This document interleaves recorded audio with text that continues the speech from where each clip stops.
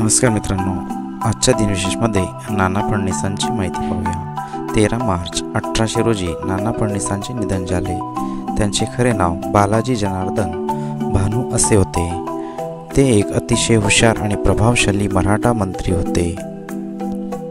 पानिपतची तिसरी लढाई लढत असताना पेशव्यांच्या सेवेत होते।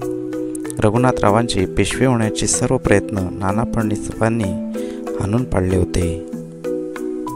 नाना फडणवीस यांचे टिपू सुलतानशी युद्धही झाले होते। त्यामुळे टिपूच्या राज्यातून मराठ्यांना एक प्रदेश मिळाला। त्यांनी मराठा साम्राज्याची सत्ता एका नेतृत्वाखाली मजबूत करण्याचा यशस्वी प्रयत्न केला।